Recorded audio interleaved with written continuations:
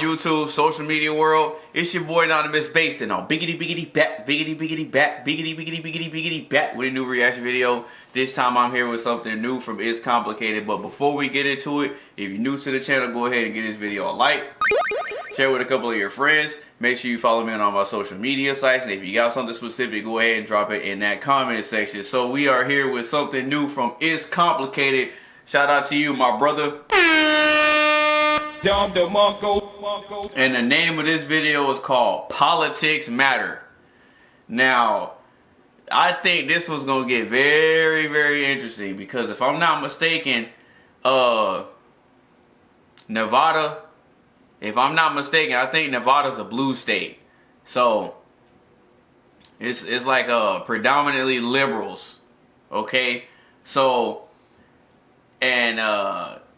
it's complicated. I'm pretty sure he's a red pill guy. So I'm gonna bet that he leans maybe in the center, but closer on the right. That's what I'm thinking. You can correct me if I'm wrong. But I think this is gonna be interesting to see what type of questions he asked and what the responses are gonna be. But without further ado, let's go ahead and get into it, man. Let's see how long it's gonna be before they start lying. Let's see. Do you believe there is a gender war? A gender war? Yeah. Absolutely. Okay. Feminism is killing this country. Can you be more specific? Feminism has taught us to hate men and to fear men because capital profits off of my fear as a woman. If I'm afraid of men, they can make a profit off of that. Whoa. There's a gender war because men are the underdogs right now. Men are the ones being told you're feared, you're wrong, everything you do is wrong, go make money, don't show emotion, B. Women are making a rise to the top. We've over-feminized so much and included women so much, which is great, but we don't have to tear men down to include women. So why is there so much talk about male privilege? Because for a long time there was male privilege, and now the script is flipped. Now women are the ones with privilege, but no one's ready to do that. But why are we still talking about male privilege? Because no one's ready for it. We're not ready to make that change. We're seeing more women in films, more women in power. The amount of jobs that I have seen that say women only is ridiculous. In an effort to hire more women and get them hired and include them, we've excluded men. Who is more likely to be told what they want to hear, men or women? Ooh, she was cooking. Maybe us. Would you agree that it's women because guys want sex, politicians want their votes, and businesses want their money? Yes. And if you control the women, don't you also control the men? Yes. So are women more likely to be manipulative or manipulated? We are neither because we're taking over and we are fighting for our country. Here we go. Would you agree that it's women because guys want sex, politicians want their votes, and businesses want their money? Damn! You're fine as hell! Yes. And if you control the women, don't you also control the men? No. Well, doesn't the fact that ladies' night just prove that if you control the women and you get them all to show up, then the guys are going to show up and spend money? Yes. So then if you control the women, don't you also control the men? That's a good To point an there. extent. That's a good point. Okay. Gotcha, So are bitch. women more likely to be manipulative or be manipulated? Manipulative. If women are so good at manipulation, why can't they recognize their own manipulation? Oh, we can. Yeah, we definitely I can. know. We definitely know. If women are so good at manipulation, why can't they recognize their own manipulation? We know when we're manipulating. What are your thoughts on the following conspiracy theory? That the women's movement was designed to trick women to enter the workforce in order to pay income tax. Oh. I would say that's yes. Yo. Yes. I never The thought about government that. is manipulating everybody. It comes from all different angles. So it comes from men judging men, men judging women, women judging men, women judging women as well. So are women more likely to be manipulative or be manipulated? Why doesn't every home in the U.S. have solar panels? I don't know. The number one reason is not about sunlight or weather or even politics. We don't care. It's Manipulated. Can you think of any time in recorded human history that women have had more power than right now? No, we have the most power right now. Look behind me. It's all women. Can you tell me any countries Hey, y'all other than ain't doing Western nothing with ones it. like America, Australia, and England where women have more power than they do in those regions? No, I think we have the most power in the United States of America. That's why everybody wants to come here. So why do women feel so oppressed in both the time and place where women seem to have the most power? I don't think women feel oppressed. I think the media tells people that we feel oppressed. We're not oppressed. So why do women feel so oppressed in both the time and places where women seem to have the most power? Because I feel Still not equal. we're getting up there, but we're not equal yet, and I think that's fun. How will we know when we've achieved equality? When women are paid the same as men. For Oh, one. man, here we I go. feel like if we're doing the same job, why am I getting paid Here we less? go. Here we go. We're at a place where male politicians aren't making choices over our bodies when they have no. I mean, aren't there female politicians making choices over female bodies as well? 100%. There is. But So why blame men then? because if you look at the big picture on like the Supreme Court, what was the vote? And it's not blaming men, it's just blaming the government. Yeah. Well, no, I know that, but I'm saying, like, are you aware that, the Supreme Court during the original Roe versus Wade decision was all white men, and now it's actually more of a diverse court? Yes. So wouldn't it make more sense to not necessarily blame men, but just kind of just blame those individuals? I don't know about saying men are the issue and men are the worst, because that's unfair, and there is females that are making these decisions as well. But I think we need feminism in order to move forward, because we need to be united as well, because there are men that are making some of those decisions. Why does no one seem to complain about a gender pay gap when female models earn more money than male models? Uh-oh. Ooh, that's a good one. Gotcha, bitch! I think that when it comes to models about women, the women models, I think that women are more aesthetically pleasing. Okay. Sex sells for women a lot more than it does for men. True, but would it be possible to sell sex if men did not objectify women? I mean, Gotcha, bitch. You can do anything. There's a way to go about it without being disrespectful. How so? What do you think? Respecting someone's field of work, if that is your job, selling sex. Okay. Is that Why are women quick to accept a woman who can sell sex, but are quick to reject a man who can buy it? that depends on the girl. Yeah. That doesn't apply to me. They Do don't you think have an answer politics for and that religion one. matter in a relationship? Yes. If so, why is it often said not to discuss them on a first date when it seems to be the first thing you'd want to talk about? That's a really good freaking question. Do you think it's possible for a man to get a date if he supported Trump or was an anti-feminist? Possibly, yeah. There's somebody for everybody. Okay, well, I mean, do you think that someone who is pro-life would end up with someone who is pro-choice? No. No. So then, wouldn't you say that politics definitely matter? Yes, I do. I think Okay, politics yeah. matter. In that degree, yes. Okay. Why is it often said not to discuss them on a first date when it seems to be the first thing you'd want to talk about? I hear it discussed, but I think now we're moving away from that, and I think people's views on politics and the big issues are becoming more and more important to both genders. So if a person avoids politics or religion on a first date, can you assume they don't want a relationship? No, I don't I think never so. thought I mean, isn't about that playing that. it safe? I think it is playing it safe, but I think if, especially in this day and age, if you play it safe and you just ignore those questions, they're going to come up anyways. Well, Yeah, so true. then if a person does bring up politics and religion, can you assume that they do want a relationship? Yeah, I think so, yeah. The person you want to spend your time with, you want to know where they stand on especially issues that matter to you. So if women are looking for relationships, wouldn't it make sense for them to bring up politics and religion on a first date? I think they want to, they're just scared to. Why do the That's majority fair. of young women That's happen fair. to be left-leaning, woke liberals? Because they've been influenced. Ain't that what I said in the beginning of the video?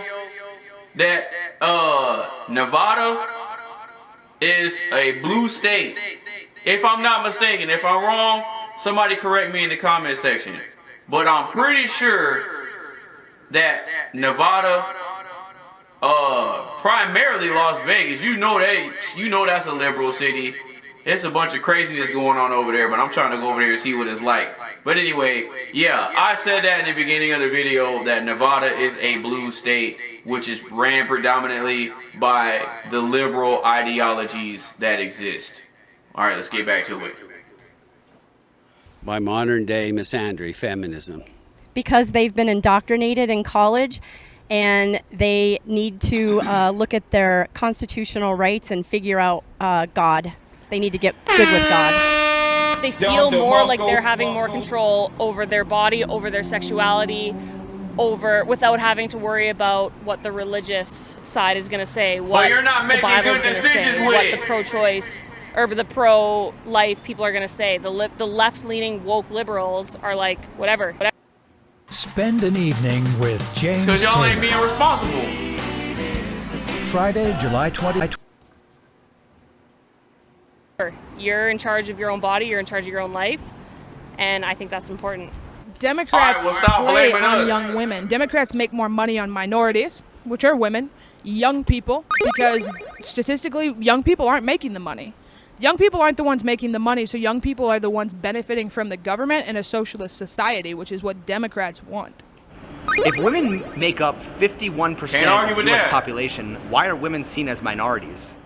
Ooh. Maybe not minorities statistically, but they're seen as having less job opportunities and less opportunities in general. What do young conservative women think about women's issues? Young conservative women, I think, are different from the past, but they still have their own issues as far as wanting to reinstate chivalry and traditional misandry. They need to be held accountable too. They might not be feminists, but they are still not equalists. They do not believe in equality either. I can't speak for all conservative women. I think as a conservative woman, I'm empathetic to women's issues. I am a woman. When it comes to things like Roe v. Wade, I'm extremely controversial. I don't see it as a woman's issue, even though it affects women, and I feel deeply for the women affected. I see it as a political and a constitutional issue. It's a law issue, and our Supreme Court held up the law and the Constitution. So conservative women, like for me being a conservative woman, I can't tell you what I think on every woman's issue, but I can tell you I take the feeling and emotion out of women's issues and put it back into politics and what it takes to run a society. How is liberal women wanting handouts from the government different than conservative women wanting men to take care of them?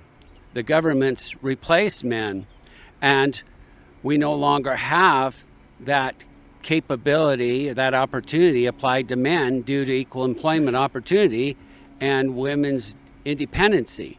They value money more than men, and they'll put out a lot of the effort to meet and greet and try to sell something in their professions, yet they will not do the same in the social scene in meeting a man. So that shows you where their priorities lie and their values lie. It's more in money than a relationship and family. And I don't know that many conservative women that want women or men to take care of them. We take care of ourselves. A man adds to your life. I don't think necessarily all liberal women want handouts, and not all conservative women want men to take care of them. And there are plenty of gay conservative women as well. If men choose to no longer marry, does that mean these women will look to the government to support them instead? Ooh. Not anymore. I think maybe back like in the 50s and 60s when women were taught to stay home. But in today's society, it takes two incomes regardless. a lot of times they'll use men like through alimony and child support to get the same thing with the government backing them at men's expense. Are women by nature more socialist because they want to be provided for? They're more socialist, from what I gather and can see expressed, because they have been spoiled.